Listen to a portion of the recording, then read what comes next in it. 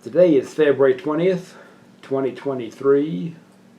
My name is Joe Todd. This is an interview with Robert Gates in Bartlesville, Oklahoma. Sir, where were you born? I was born in Ardmore, Oklahoma. Okay. When's your birthday? May 31st, 1945. 1945. Who's your father? My dad's name is Robert. I'm a junior. Okay. And your mother? Dorothy Parker, maiden name. Dorothy Parker. Did you go through school in Ardmore? I did. I graduated there in 1963. 1963. Right. Who was your favorite teacher? Thelma Roberts. She was my first grade teacher and taught me to read. And her son and I have been friends ever since I can remember. Okay. What type of work did your father do? He was a manager, for the most part, of a lumber company, and when he quit that, he went into property appraisal at a savings and loan association in Ardmore, and retired from there. Now, did you live in Ardmore? I did. Okay. Yeah. What chores did you do around the house? Oh gosh, mowed the lawn, took out the trash, fed the pets, helped my granddad in his grocery store, helped in the garden, washed dishes, and then when I got old enough to get into the workforce, I worked for a number of years as a lifeguard at the community swimming pool in Ardmore. Okay. And How big was Ardmore in those days? 21,000, best recollection, and it's, I guess, maybe 35 now. I really don't know. But 21 to 23,000 as I recall when I was growing up. Now, you ever hear of Sam Bass down there? You familiar with him? No. It's only been sent recently that name has come up. Okay. What did you do after high school? After high school, I entered undergraduate work at Oklahoma State University. I wanted to wrestle, and I had been given 2 offers of a swimming scholarship at SMU and University of Oklahoma. But I was infatuated with wrestling, and I wanted to wrestle at Oklahoma State, so I walked on, and after a year I realized how big mistake that was. And so I ended up swimming at Oklahoma State, and my mother never forgave me for that. Now, did you play sports in high school? I did. I played football, track, gymnastics, swimming, and that's Have a good team? moderate. Our football team went 6-4 that year. Our track team ended up, I think, we won regionals and ended up, I think, 2nd or 3rd at state in 5A. So, tell me about the swimming team at Oklahoma State. The swimming team at Oklahoma State was formed by the ROTC cadet commander, and it was a kind of a thrown together thing. Our pool was the oldest indoor swimming pool in the state of Oklahoma at the time. It was a 20-meter pool, and on the deepest end was 8 feet. And since I was a diver, when you stretched out, and entered the water, it was you better reach for the bottom, because if you don't, you're going to smash your teeth. But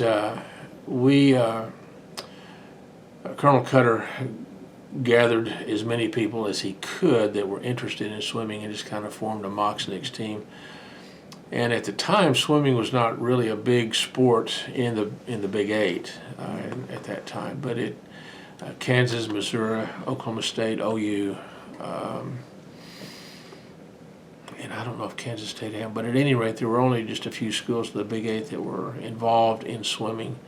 And the swimming program at Oklahoma State lasted just a few years, and maybe 3 or 4 years after I left Stillwater, they no longer, that team closed, and they stopped. But we have the distinction, I guess the team that I was on was winning the only swimming trophy that Oklahoma State University ever won, and we won the meet over to Conway, Arkansas. It was an invitational meet. So, yeah. Now, did you live on campus or off campus? I lived off campus in a fraternity house. Okay. Which fraternity? Kappa Alpha. Okay. What did you study at OSU? Studied physical education. I wanted to be the world's best coach. Ended up just in education. I graduated actually with a BA in education from Oklahoma City University.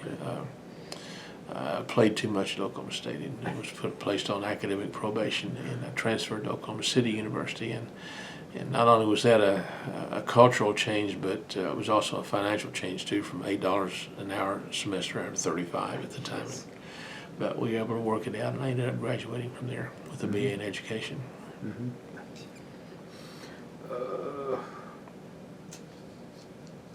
How many students were at OSU in those days? I want to say 13,000. That number rings fairly close to that, between 13 and 15,000. Now, when did you enter OSU? 1963, in the spring of, the fall of 1963. Okay. Now, Kappa Alpha, that's the Southern fraternity, isn't it? It is. Okay. It is Kappa Alpha Order. Okay, yes. And at the time, they had only 2 chapters north of the Mason-Dixon line, and they were proud of that. So. So, you transferred to Oklahoma City University? I did. Yes. Okay. You got your degree in Education. Okay. Were you in ROTC at OSU? I did. I went through 4 years of ROTC in Army. Well, actually, I started off 2 years of Air Force ROTC, and then for whatever reason, the Army became a little bit more attractive to me, even in the midst of the rise in the Vietnam issue and all that. But I switched over from Air Force to Army ROTC, and I really made a fit, I guess. And was Major Niemeyer still there with the Air Force? I don't know. I was at ROTC at OSU. Major Niemeyer was there. It may have been. Yeah. I entered there '64. Okay. Yeah. Well, he probably was then, but I just didn't know him. Yeah. Okay. By name, anyway. So, did you go through ROTC at Oklahoma City University? No, there was no ROTC program. When I left the school, I talked to the adjutant in ROTC at Oklahoma State, and he said, if you graduate, he said, we'll give you a year to graduate, and then we'll follow through with our promise to you to commission you, into the service. And I said, that sounds like a deal. And so that's what happened. So when did you receive your commission? I received my commission in July of 1968. Graduated in June of 1968. Okay. And then went back up to Stillwater and met with the adjutant up there who commissioned me at that time. So you got your commission. I did. What do you do? After I was commissioned in July, he said just await orders. I was living and working in Oklahoma City at the time.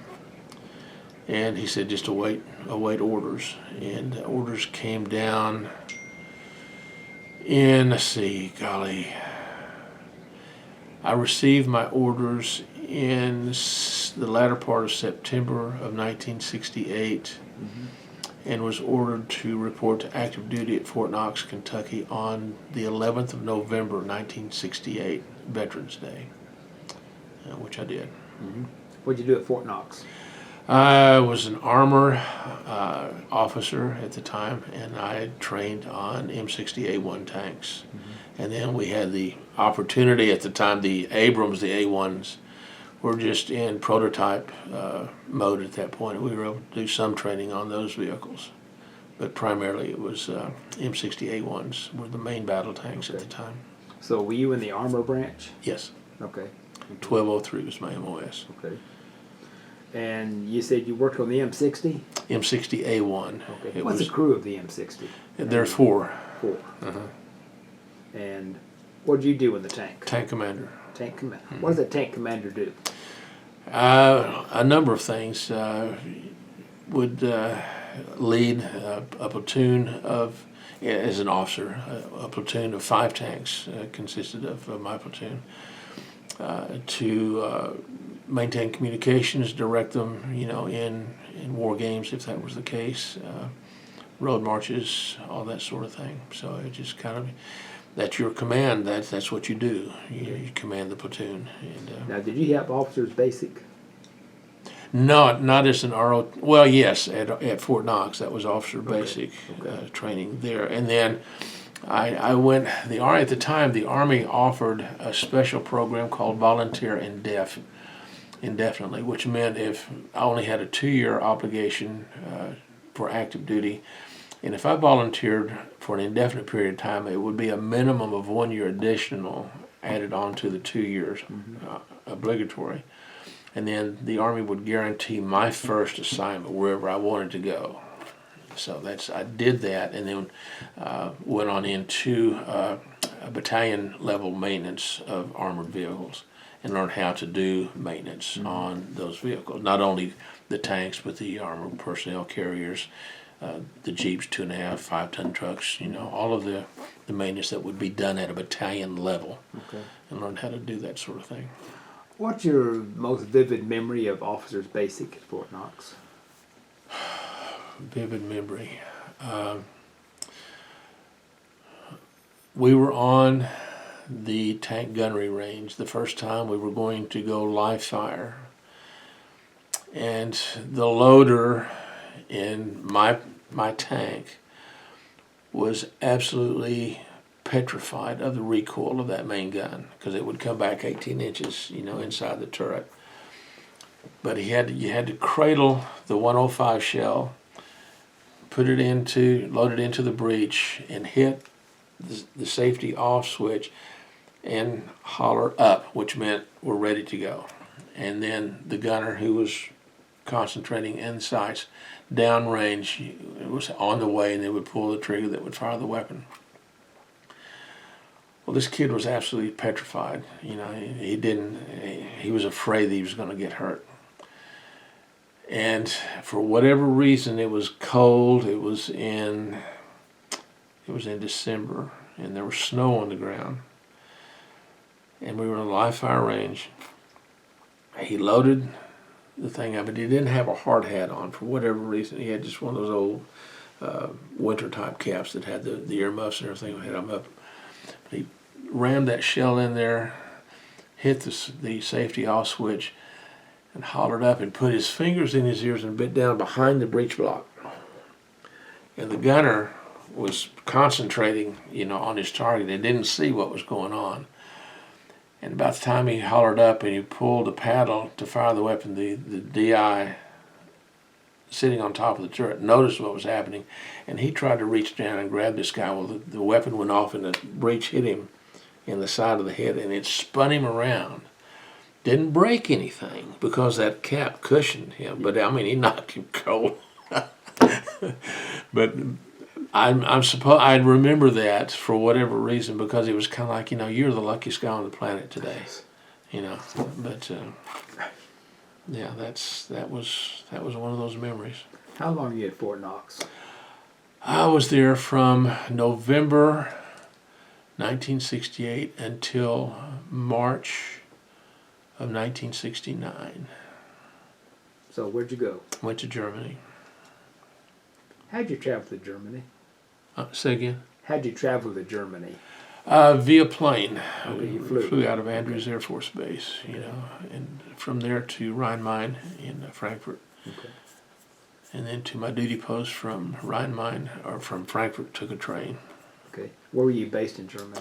I was based at Stork Barracks, which is Illesheim, Illesheim, Germany. It was a former Luftwaffe base during World War II. But it housed a battalion of armor that I was assigned to, an infantry battalion, 1st Brigade headquarters, a maintenance detachment. We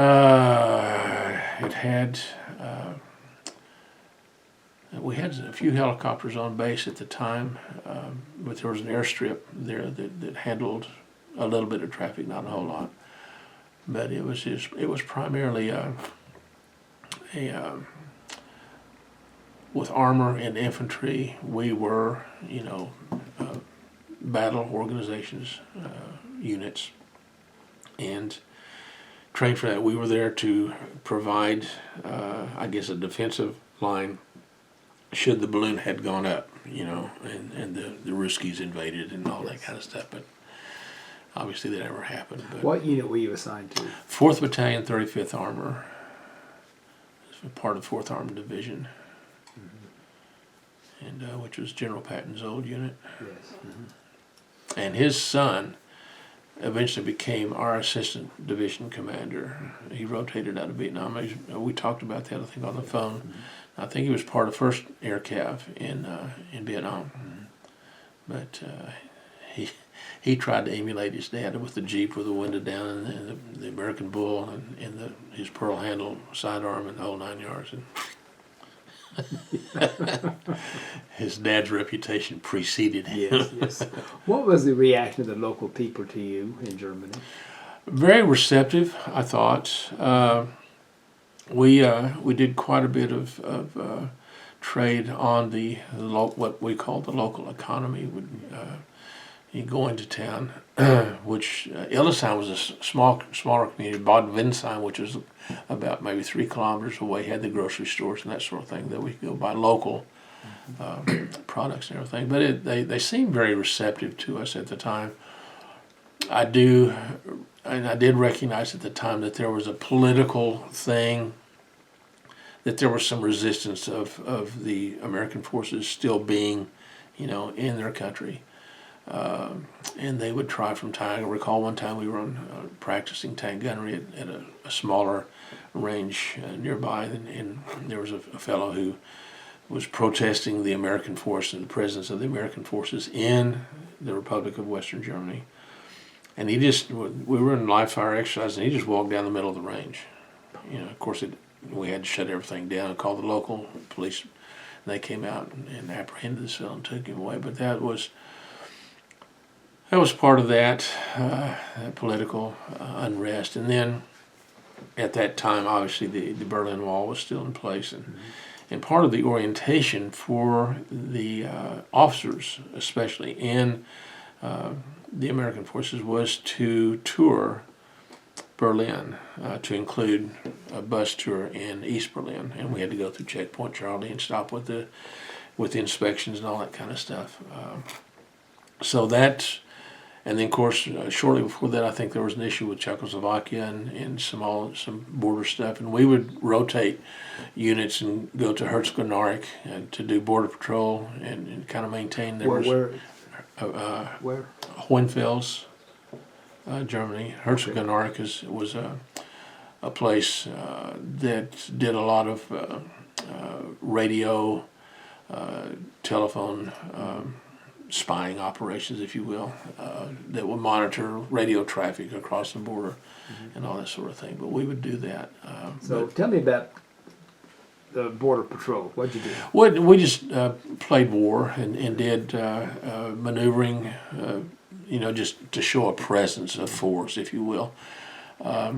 There were no live fire operations in terms of main gun. We did some coaxial machine gun and 50 cal exercises, but nothing with main guns. Okay. Now, were you at the border? We were close. We were about maybe 1 to 2 kilometers away from the border. But and then if you could go to a certain point, and there would be the triangular signs, do not enter and that sort of thing. And hopefully, you wouldn't venture across the line and create an international. Did you go to West Berlin? I did. I had to travel there at night via troop train. You'd go to a certain point, and then the engine would disconnect from the passenger part, and then the engine from the East Germany would hook up to the thing and travel by night, from that point to the train station in Berlin. And we were barracked at Linderhof, which was the airport in Berlin, during the airlift. That's when that became famous. But why did they trade engines? Because the engine pulling the train up to that point was owned by the West Germans, and then they wouldn't allow that because of political issues, and so they would disconnect the West and then bring the East engine in. They were same gauge, obviously, but it was one of those peculiar things that was set up, and you had to do that. But they warned us, do not take any pictures, when you're stopped, because these German border guards are very serious about what they do. They will pull everybody off the train if they catch you taking pictures, and they will dress you down and yada yada yada. So, we made it through okay. But the interesting part of going to Berlin is that on the western side of the city, it was very western, very metropolis. With neon signs and restaurants and gathering places for whatever shows and musicals and that sort of thing. But then on the western or the eastern part of Berlin, there were still buildings that with boarded up windows. The Reichstag was still in ruins at the time. The Fuhrer bunker where Hitler took his life, was just kind of a pile of rubble and everything. And where they burned the books and from the library and everything, there was still a pile of rubble there. Unter der Linden Street, which was a very broad, wide major road in Berlin, which was used to land airplanes if need be during the time, was kind of overgrown with weeds and all that kind of stuff. So there was the only thing that was kind of modern was their cemetery and their memorials to the East Germans, and their war against the Western forces, so-called. So, but it was stark difference, from reality of living, and it was separated by a brick wall, and that was quite an interesting experience. What about the people in West Berlin? What was their reaction to the Americans? Again, not having been there, but just for a couple of days for that orientation process, my guess of it was, we were well received, but kind of interesting piece of trivia about the Berlin Brigade, which was an armored unit that was stationed there in Berlin. And they had all the tanks that were spit polished, and they were geared for parades. The thing that a lot of people did not know is that there was a famous picture when the Berlin Wall was being established, and the East forces, came against. And you had the two tanks staring off against each other. And you had the Russian T-21 tank and the M60A1. Well, our M60A1 had no firing pins in it. So it was just kind of, okay, what are you going to do with that? Tell me about Checkpoint Charlie. It was interesting. It was the way they configured it, that to get through it, you had to do zigzag to go through it, and you would stop on the west side of it. The civilians on like our wives, whatever, would be required to get off of the bus.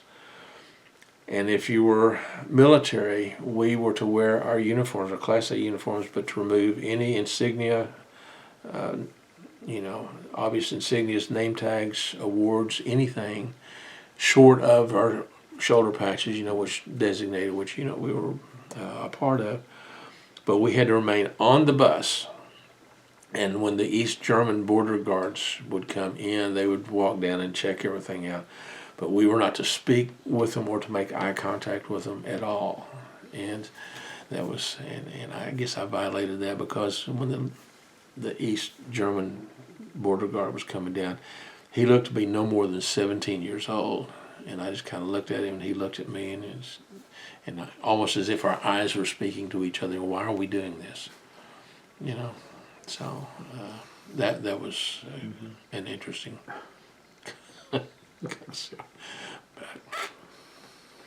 So, how long were you in Germany? 2 years. 2 years.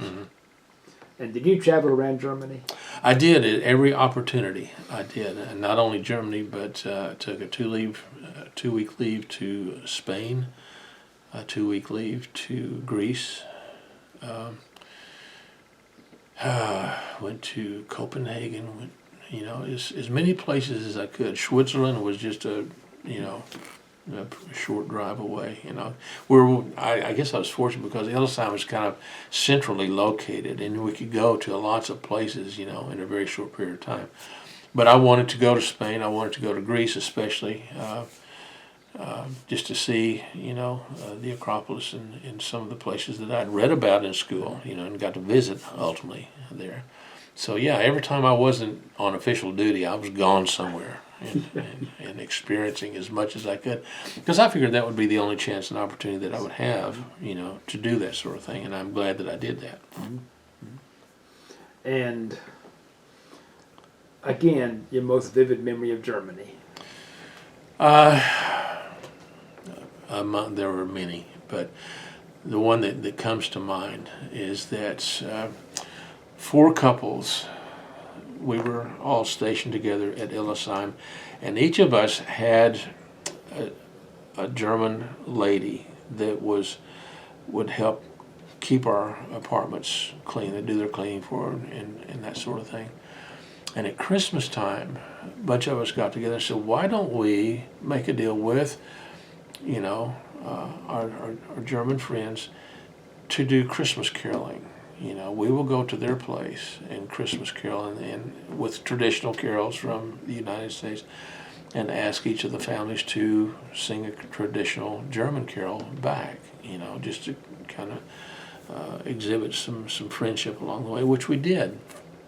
And the very first house that we stopped at, and the German architecture is really kind of interesting. It was a 2-level affair, and in the lower level, the ground level is where all of the livestock were kept, and sheltered during the most part of the year, actually. And the upper level is where the families resided. Well, when we arrived at this house, it was kind of on the square of this little town, Bad Windsheim, and the old street lamps were glowing, and the family were standing in the window, a bay window, in their upstairs level. And we were singing our Christmas carols, and when we got to "We Wish You a Merry Christmas," these huge, like snowflakes started falling. There was no wind, and it started kind of drifting down, and I'm thinking, this is Hallmark card stuff here. And it was such a moving experience that it just burned itself into my memory, and that was one of the most wonderful memories that I had. And the family responded. We were to visit 5 different homes that night, and after the exchange of the music, we were invited in for schnapps. Okay, well, after the 4th house, we were in tune. But that was a fun evening. Did you ever find any Germans that were still pro-Hitler? No. You would add. It was interesting that you asked that, but you could ask anyone, and where were you during World War II, and they would say we were on the Western Front. That was the stock answer. But I did not experience anyone, that was a pro-Hitler person. I really wanted to forget, Yes. And move on. And many of the historic parts, like Dachau and places like that, they were set up to cause people to. Here's what can happen, when you get out of control, and when your leadership, is doing bad things. Here's what can happen. And that was a kind of a wake up call there too, having toured that place and just kind of wow. So from Germany, where'd you go? Came back home for 30 days. Did you fly home? Yeah. Okay. And then from there went to Fort Lewis for 2 weeks orientation, in-country orientation to Vietnam, and then from there to Vietnam. When did you arrive in Vietnam? Oh boy, it was the latter part of. I got home in December. There was 30-day thing lag, so it took off. It was the latter part of February, 1971. 1971. Yeah. Where'd you land in Vietnam? Cam Ranh Bay. Cam Ranh Bay. Yep. You flew to Vietnam, didn't you? Yes. Okay. What'd you do at Cam Ranh Bay? Oh boy. I'll give you a backstory to that one. When we took off from Fort Lewis, we landed in Anchorage, Alaska for a refueling. And while there, we had a chance to deplane, go into the terminal, and get snacks wherever we wanted to do. Well, the newest issue of Playboy had just been put out, and I grabbed a copy of it. So stuck it in my briefcase and didn't think much more about that. From Anchorage, we stopped again in Yokota, Japan for another refueling flight and to deplane and have a meal, and went through the commissary there at the airbase. And then from Yokota, Japan, landed at Cameron Bay, 3 o'clock in the morning. I was the only person on that flight that was assigned to MACV. Everyone else was going to units up closer to the... What was your rank at this time? I was captain, Captain. at that Okay. point. Everyone else was going north, and I was headed south to MACV. So the place that I needed to check in to report to was all the way across the post from where these other guys were going. And they got in formation and were marching one. And here I am with my duffel bag, suitcase, and briefcase by my lonesome. 3 o'clock in the morning, and it was 94 degrees, and I had to take my field jacket off because, I mean, gosh, it was hot, humid, everything. And looking across the bay, you know, you see the firefight was going on, and tracers going from helicopter to ground. I'm thinking, crap, you know. And all the stories of the sappers and infiltration and stuff like that. And where I had to go was right on the edge of the compound, and walking the barbed wire and everything. And I was a bit antsy. I had no weapons. You know, all I had was my stuff that I was traveling with. Well, this MP pulls around the corner and straws. I just dropped my stuff in the road. And he says, "Where are you headed to, Captain?" I said, "I'm looking to where I need to be signing in for MACV." And he said, "Oh, it's about 4 more blocks down the way." I said, "Well, can I get a ride?" And he said, "Well, I really can't do that." And I said, "Wait a minute." So I just got my briefcase out, opened it up, put it on the hood of the Jeep, put that Playboy down there, and I said, "That's yours for a ride." He said, "Get in."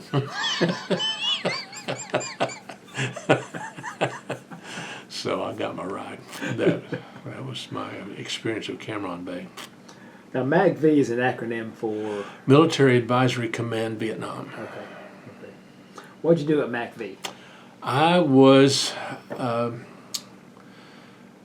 senior advisor on what they called a Mobile Advisory Team, a MAT team, M-A-T. And the objective of those teams, there were 5-member teams. You had a commander, which that was my post, an assistant commander, which was a first lieutenant, a light arms advisor, which was usually an E8 or a master sergeant, a medic that was also either E6 and up, and an interpreter, a Vietnamese national who was the interpreter, and that was the teams. Our task was not only military but political as well, and part of that was to build a relationship between, you know, us, the American forces, and the local government, the village chief and his council.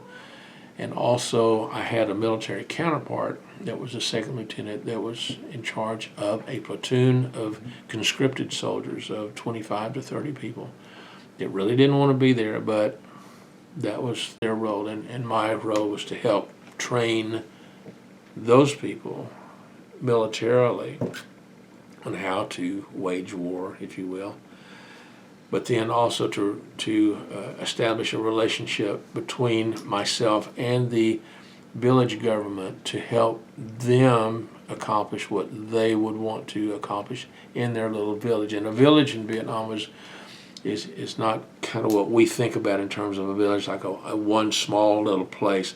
A village was a system of hamlets, smaller groupings of people that were in a certain particular area, and that in its entirety would be termed a village.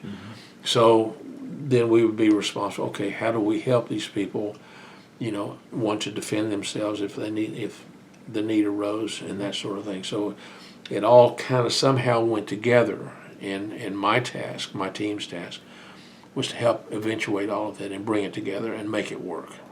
So that's, I don't know if that makes sense or not, but that's kind of what we did. Was this part of the Vietnamization Correct. program? At that time, that had begun, that process under Lyndon Johnson had begun, and we were beginning to scale down, scale back, you know, and and these teams, these MAT teams, were beginning to go away too. And there was a special thing that was set up, primarily countrywide. But by the time I got there in 1971, it was beginning. I mean, it was pretty well scaled down by that point in time.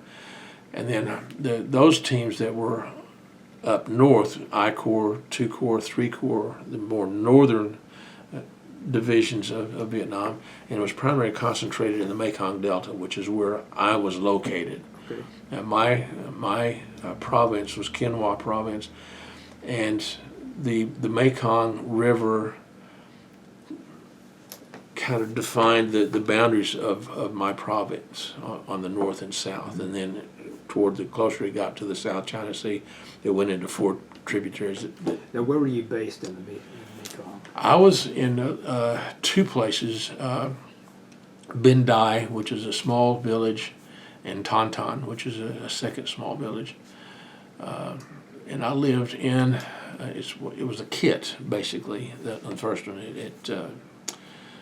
Bin Dai was the MAT team kit. It was a plywood shack that would sleep 6 people and provide room enough where you could have equipment inside and cooking, whatever, bunk beds, that sort of thing. But then when I moved to my second location, we had to disassemble that kit, put it on a Chinook helicopter, and fly it back to the depot, the Army depot. And then we lived in the compounds were in triangular configurations. That there's a left over from the French occupation. And my second assignment, I lived in one of those, and we had bunkers inside and kind of berms and thatched roofs and that sort of thing. So. Now, was this in Tauntaun? Tauntaun, yes. How do you spell that? Tanthan. Okay. Okay. And it was located about 5 kilometers from the coast of the South China Sea. Mm-hmm. And we could hear LSTs and those sorts of ships off, and at night, when we got really quiet, you could hear those ships out there operating. And one funny thing, maybe you want to take this off the tape, but it was about 3 o'clock in the morning. Somebody must have been on a shore leave or something. About 3 o'clock in the morning, they piped up something, and what? They said, "Now hear this. Now hear this. Clean sweep down fore and aft. Clean sweep down fore and aft. And don't forget them goddamn portholes." My crew was just going crazy. What is going on? And these people are on our side, But that was funny. Was it VC or NVA down in that area? There were primarily VC. The Vietnam regulars, North Vietnamese, NVA, were pretty much from 3 Corps around Saigon and on north up toward the DMC. And our bunch was basically Viet Cong. Okay. And it was a non-pacified area where we were. I mean, there was still some action there. And we had a unit called Kit Carson Scouts, which were former NB regulars, NBA regulars that had surrendered and switched sides, and we formed them into a combat group that if we would do operations going into a known VC area, we would employ these guys. We insert them via helicopter and send them and sweep them through an area and to kind of try and clean everything out. So did that on several occasions, and when the election, or at least the last presidential election that I recall, and I forget the Vietnam official's name, he was the only one on the ballot, which kind of crazy, but that was really one of the few times that we received incoming fire. I mean, there were other issues. We'd get mortared on occasion, and luckily we didn't. What do you do during a mortar rocket attack? You get as much real estate between you and the air as you can, and get covered up, because you don't know. I mean, you can hear them, especially at night, and I guess that was the fortunate part for us. But when those mortar shells would break, hit their apex and break over, there was kind of a, and you could hear it, and somebody would holler incoming, and then you'd start diving for cover. You didn't know where it was going to go, and it was kind of a haphazard type of approach. And you have bunkers there? yes, built into the compounds. Okay. And so yeah, we could get. Now you say this is an old French compound? Well, it was on the style of the French compound. It was a triangular in shape, and the entrance ray was kind of like Checkpoint Charlie. It was zigzag, so that nobody could fire directly into the compound. You'd have to do a zigzag to get in there. The berms themselves were about 8 feet high, and then the roofs were thatched and everything. But in these bermed areas where the Vietnamese platoon would live, their families were with them as well, their wives, their children. They all lived in this same compound. Mm-hmm. In the middle of it, there was an 81 millimeter mortar with the circled gradations, or we could say you need to fire on this particular azimuth, they'd turn it, that sort of thing. And part of what I did when I first got there, and I realized that I was going to be out in the countryside somewhere, so I did a bad thing, and I stole 250 caliber machine guns and some ammunition and set them up on my compounds. And then when I first moved in, that's when I set these things up and set the headspace and timing on them, and ripped off about a round of 50 just to let people know I'm there. So. Now, did the French build these, or did? No, the Vietnamese built. I mean, some of the older ones, I'm sure, obviously were French built. But when the French were tossed out of the country back in 54. Yeah, I mean a lot of those fortifications were destroyed in the process. But as it turns out, it was a perfect defense set up because you had field of view, in 360 degree radius, and on each point, you had someone that stayed there all night long, and they watched, and they could see, out there. Plus, we had 3 layers of concertina, around the compound that I was in, and we had claymore mines. We had the old. You hear stories about putting rocks in tin cans and dangling it from it. We did that, and I had 6 geese on between my second and third layer, that they would honk if anything would happen. So it was. I employed as much as I could. Self-preservation takes over in settings like that, and you end up doing stuff that you never, I think, would think you could do, but you end up doing it. Yes. And how long in Vietnam? I was in there a year. What's your best memory of Vietnam?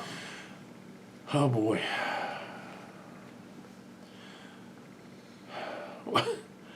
The one that comes to mind is when I was 2 weeks from rotating out of country, and we were packing up all of our equipment and everything. We had these what were called Connex containers, or steel bins like these shipping crates that you see now, but half the size. So we were putting all of our equipment in that, and we had a Chinook helicopter that was coming out to carry my crew and our equipment back to province headquarters. And I put all my people on the chopper and lifted up, and I got up on top of the Connex container. And we had the nylon straps from each 4 corners and all together, and I had the hook that would attach it to the belly of the Chinook.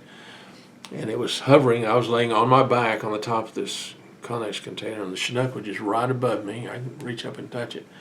And there was a loop in the belly of the chopper, and of course you could see the belly director with his headphones on. He was directing the pilot which way to go, forward, up, back, sideways, whatever. Got it hooked up, and he reached his arm down. I grabbed it, and he pulled me through the hatch. And I got up there, and he says, "How much longer do you have in country?" And I said, 2 weeks. He said, "What in the hell are you doing on top of that Connex container?" I said, "I'm taking care of my men and getting stuff out of here." He said, "You crazy?" I said, "Well, we made it, didn't we?" And, yeah, so yeah, it was kind of in preparation of coming home. And what's your worst memory of Vietnam? Oh boy.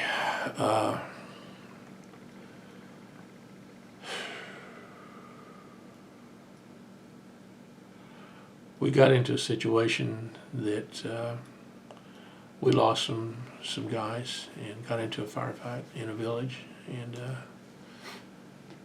that was not fun. What do you do in a firefight? Pray that you don't get hit.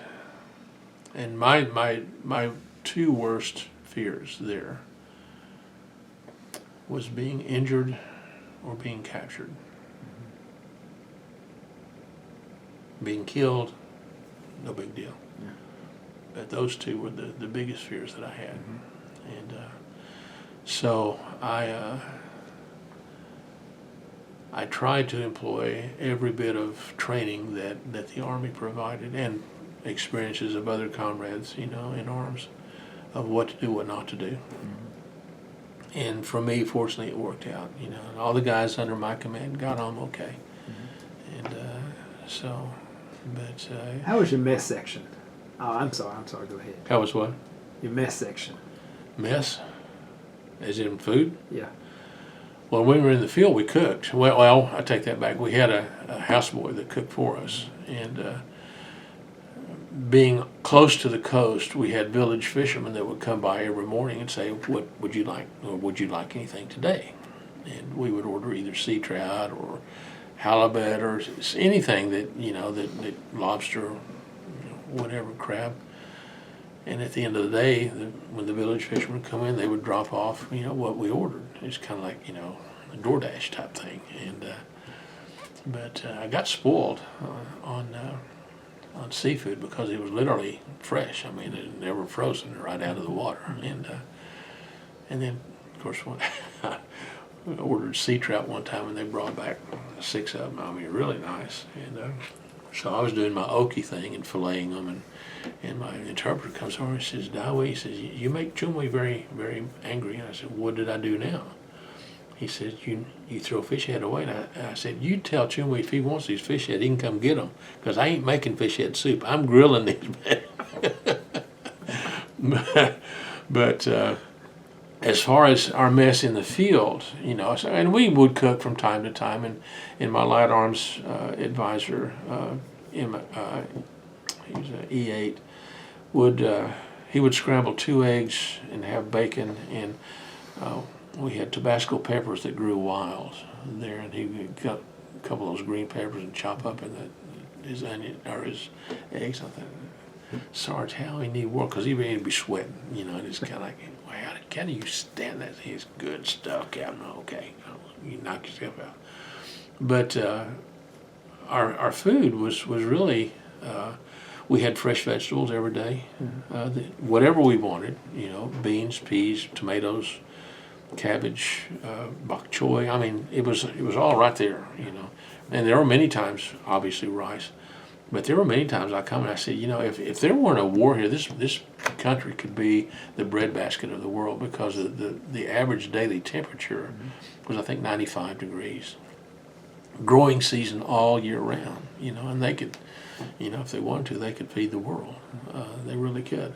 But in the field, we ate well.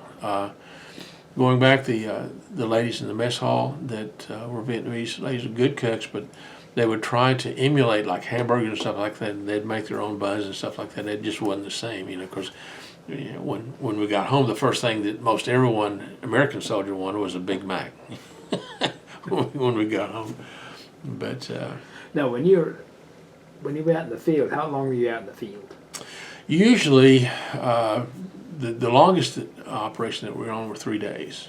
Most of them were just a day sorties that we'd go out and Now, just, if you were overnight, what kind of position did you set up at night? we'd try to set up in places where we were elevated above the canopy, if at all possible, and just to get off the ground, because you didn't know what was on the ground and where it was coming from and that sort of thing. So we tried to be elevated and above the canopy. And one night, my interpreter was a huge fan of CCR, and we were set up. It was dark. I mean, pitch black, no moon, nothing. And all of a sudden, you hear this CCR going. I'm going.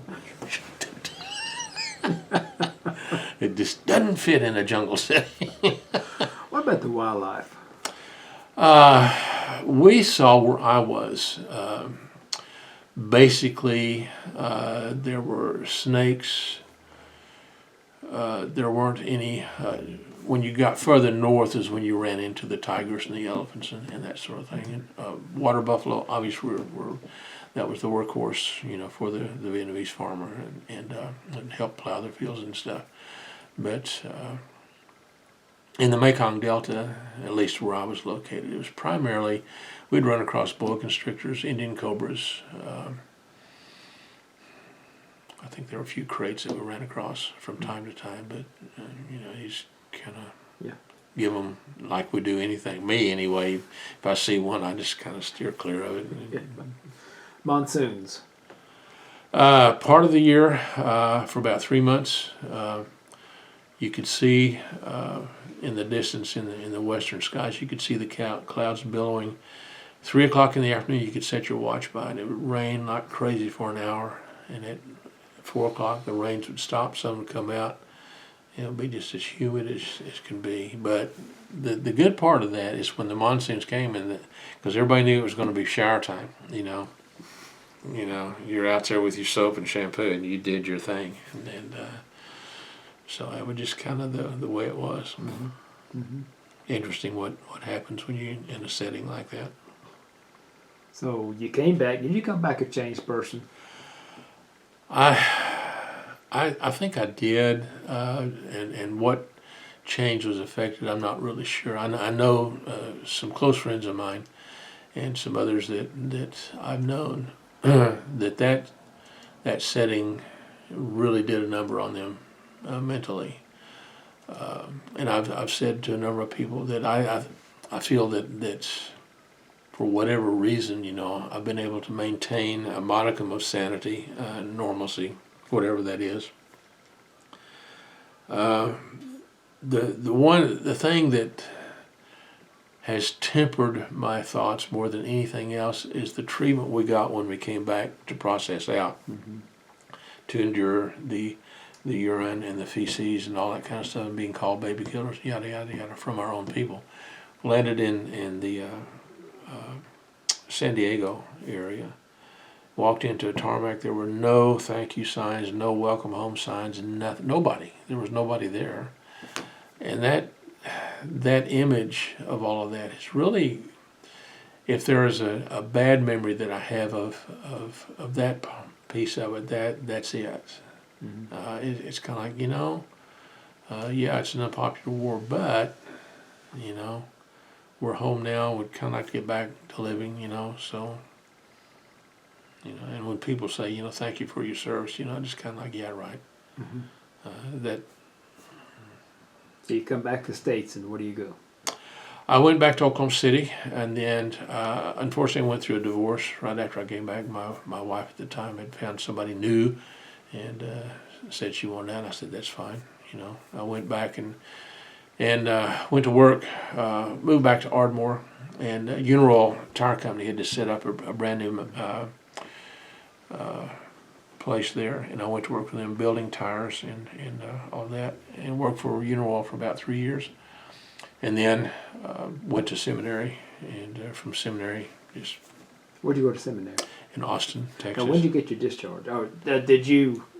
I was discharged 1971 is when I separated in November of 1971, and the final discharge didn't come until 3 years later in 1974. Okay. What made you decide to go to the seminary? That seed was planted many years before that. When I was a youngster, 8th grade, at a church summer camp in Broken Bow, and my cabin counselor was a brand new Episcopal priest. I mean, he was just a dynamic person. I thought I'd like to grow up to be like him, and everything just turned out to be right, and so those memories came back, and my then wife and I had gotten back involved in the church, and we kind of floundered for a while, figuring out where we wanted to go, and finally went back to my home parish there in Ardmore, St. Philip's, and experienced the service, took communion and everything, and it's kind of flowed from there. Now, where's the seminary located? It's about 3 blocks north of the University of Texas campus. Okay. And matter of fact, from one vantage point in the seminary, you can look out on the rooftops of the university. And it's pretty much not down. It's kind of it would be kind of on the north and east side of the downtown area of Austin. Okay. Is that Trinity? There's a Trinity University in there, Yeah, okay, that's what I'm thinking of. but it's What's the name of the seminary? the Episcopal Theological Seminary of the Southwest. Okay. And How long were you there? 3 years. 3 years. Yep. And then you were ordained? Ordained to the priesthood in May of 1979 at St. Matthew's Church in Enid. I did a year's curacy there and was assigned to yoked ministry in western Oklahoma, in Clinton and Weatherford, Oklahoma. And then What ministry? it was a yoked. It was I had two congregations, Okay. one in Clinton and one in Weatherford. Okay. And while I was there, I reopened a congregation in Elk City. And for a while there, I was known as the vicar of Interstate 40, up and down from servicing those 3 congregations. And then moved back to, that was in 1979, September of 79, and September of 82, I moved back to Tulsa and took on the assistant rector's position at St. Luke's Church in Tulsa, and which really didn't work out. And I was not happy doing that sort of thing. So I was hired on at St. John Medical Center in the mental health department, and then Sister Therese, after 3 years, discovered that I was an ordained priest and asked me to move into pastoral care, which I did. And then from that, it's kind of that vocational path in ordained ministry just kind of took off. And eventually I became a board certified hospital chaplain, and came here in May of 1994 to take on the chaplaincy role and director of pastoral care at Jane Phillips after Jim Williams had retired. And retired from there actually in 2007. So, Did you ever consider becoming a chaplain in the Army?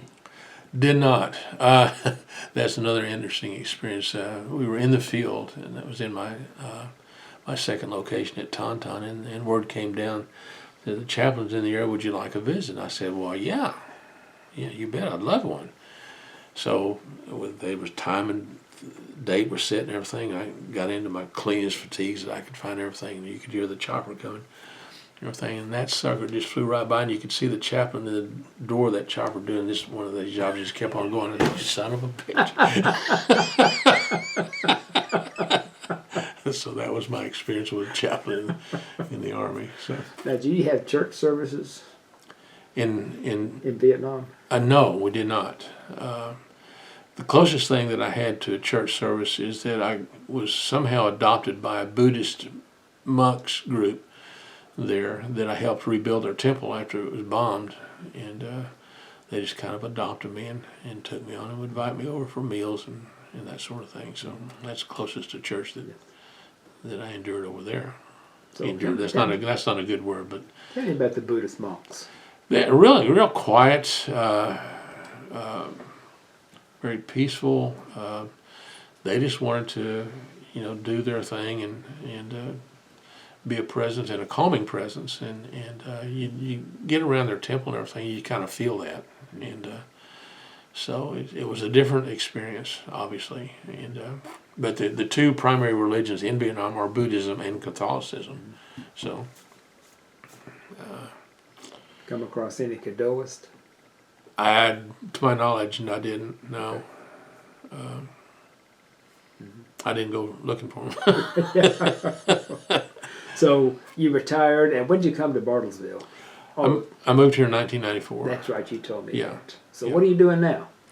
I am simply traveling the state as best I can. My wife died 2 years ago, and I've been by this place. So I'm in the process now of downsizing, or trying to, and finding a new place. have a lady friend that I've known for a number of years that we've been traveling together here about the last year all around Oklahoma and visiting places and learning the history and that sort of thing. So that's basically it. Would you join the Army again? I think I would.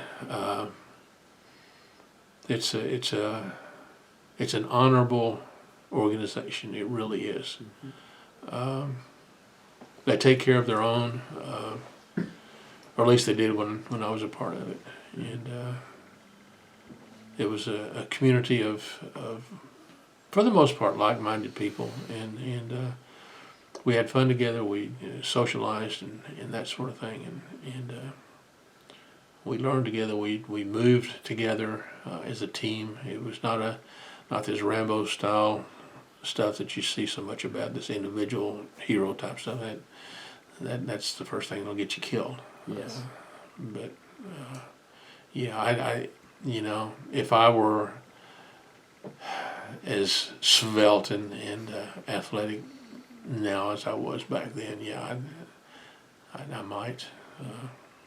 I'd like to do a word association. I'll give you some words and you give me your reaction. Okay. The first one is ROTC, Pomp and ceremony. Fort Knox, Gold. Germany, Wiener Schnitzel. Berlin, The Dahlem Museum. which one? The Dahlem. Dahlem. That's where all the Rembrandts are. Okay. Cameron Bay, Playboy. McPhee, Learning. Mekong Delta, Hot. VC, Nasty. Ho Chi Minh, I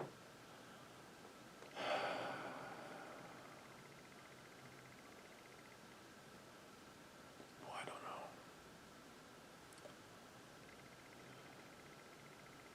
Leader. LBJ, Set in his ways. Richard Nixon. Crook. How do you want to be remembered? Honorable. Anything else you want to talk about?